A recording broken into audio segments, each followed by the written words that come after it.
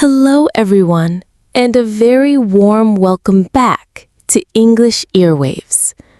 My name is Anna, and I'm so happy to be with you today.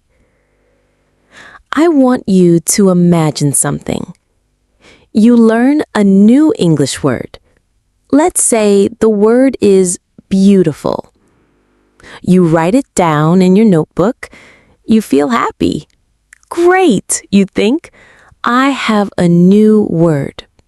But then, the next day, you see a lovely sunset and you want to describe it. You open your mouth to say the word and it's gone. Your mind is completely blank. You know you learned it, but it has disappeared. Does this happen to you? For a very long time, I felt like my brain was a leaky bucket. I would spend hours trying to pour new English words into it, but they would just leak out by the next day. It was so frustrating. It made me feel like I was not smart enough to learn a new language. But I discovered that the problem wasn't my brain. The problem was my method for putting the words in. Today, I want to share the story of how I fixed the leaks in my bucket. I want to share how I went from forgetting everything to finally making new words stick. Here at English Earwaves, we believe that everyone can learn, and sometimes we just need a new strategy. So, please get comfortable and let me tell you my story. My old method for learning vocabulary was very common. I had a beautiful notebook. On one side of the page, I would write a list of English words. On the other side, I would write the translation in my native language. For example, I would write difficult on one side and the word for difficult in my language on the other. I had pages and pages of these lists. My notebook looked very impressive. I felt very productive. But I was not learning.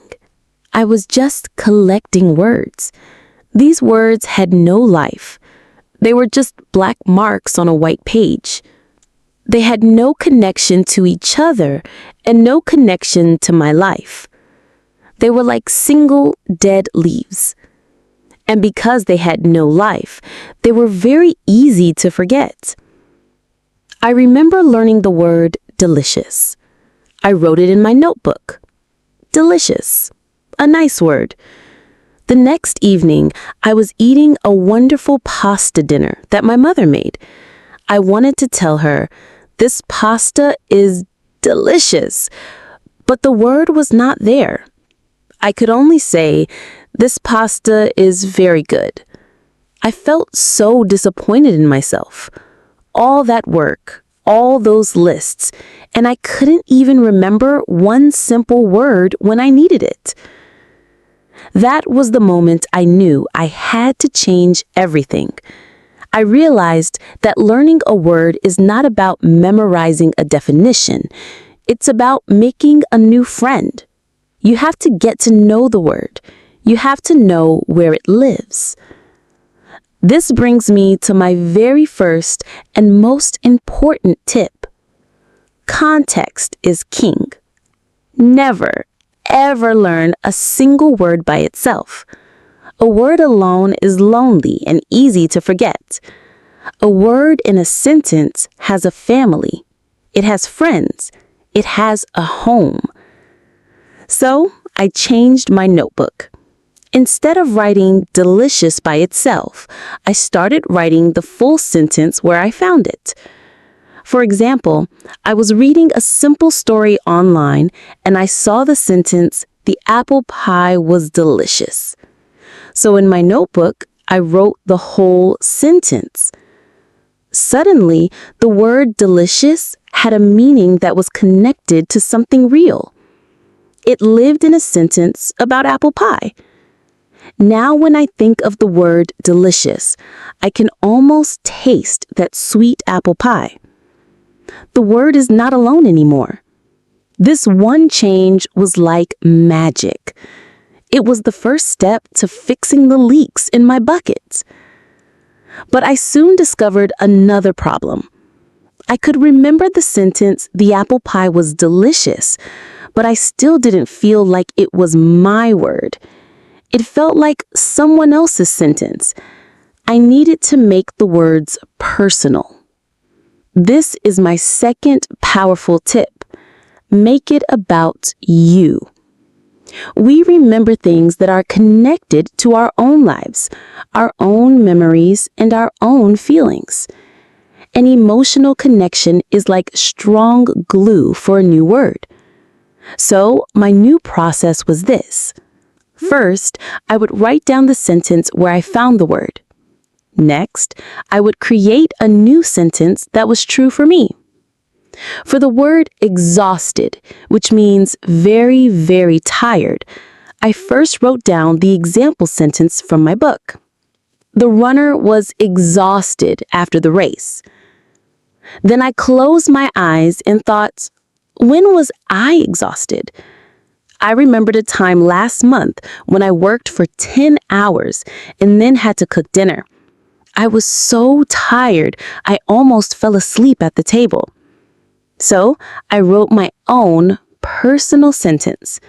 Last Friday, I worked all day and I felt exhausted. Can you feel the difference? The first sentence is about a runner. The second sentence is about my life. I have a real feeling connected to that word now. When you link a new word to your own memory or feeling, it becomes part of your story. And we rarely forget our own stories.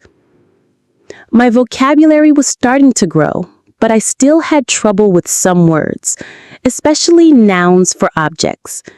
I could write, "The bicycle is red," but it still felt a bit distant. I needed another tool. This leads me to my third tip, which is very fun. A picture is worth 1,000 words. Our brains are incredibly visual. We remember images much more easily than we remember abstract words. When I was learning the word crowded, which means full of people, the definition was okay, but then I went to Google Images and I typed in crowded. I saw pictures of crowded markets, crowded beaches, crowded trains. The image was so clear and powerful. I started adding pictures to my vocabulary learning. Sometimes I would print a small picture and glue it in my notebook next to the word. For simple words like apple or dog, I would draw a very bad, very simple picture myself. It doesn't matter if you are a great artist. The act of drawing the picture helps your brain to remember. So, for the word bicycle, I drew a little stick figure bicycle next to my sentence. Now the word, the sentence, and the image were all connected. It was another strong piece of glue for my memory. I was learning more words, and they were personal and visual. But how could I make sure I didn't forget them next month or next year? The answer is one of the most powerful learning techniques in the world, and it's my fourth tip. Tip number 4, use the magic recipe of spaced repetition. This sounds complicated, but it's actually very simple. It's based on the science of how we forget things. When you learn something new, you forget it very quickly if you don't see it again. You forget most of it in the first 24 hours. But if you review it just before you are about to forget it, the memory becomes much stronger. So, here is the magic recipe. You don't need to review your words every day for hours. You just need to review them at the right time. Review 1, a few minutes after you first learned the word. Review 2, the next day, after 24 hours. Review 3, a few days later, after 3 to 4 days. Review 4, 1 week later, and then 2 weeks and a month later. I created a very simple system for this. I got a small box and some small cards. When I learned a new word, I wrote it on a card with my personal sentence and a small drawing. This card went into the day 1 section of my box. The next day, I would review the cards in that section.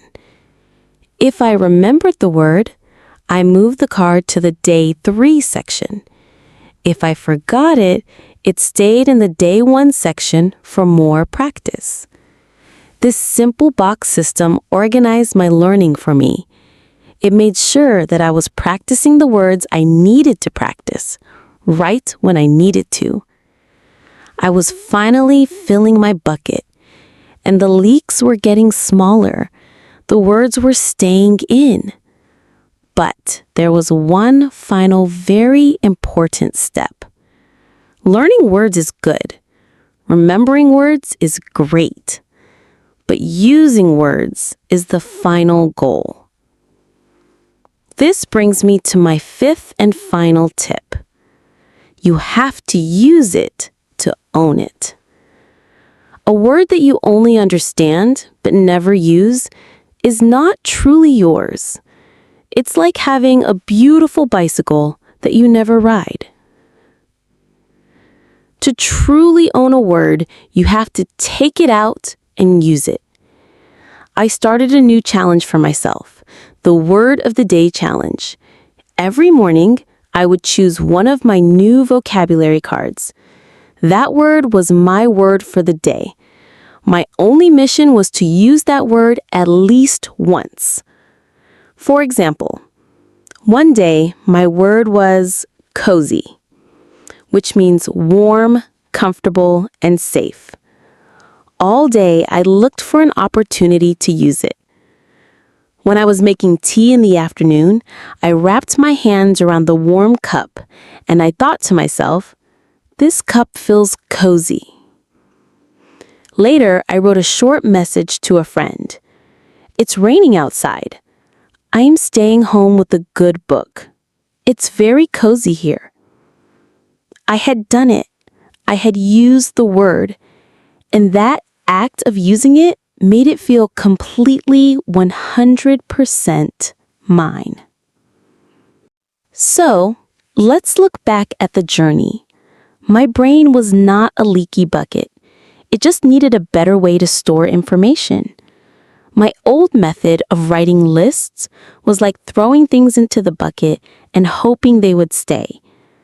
My new method was like carefully placing each word inside, wrapping it in context, connecting it to my emotions, attaching a picture, and then checking on it regularly to make sure it was secure.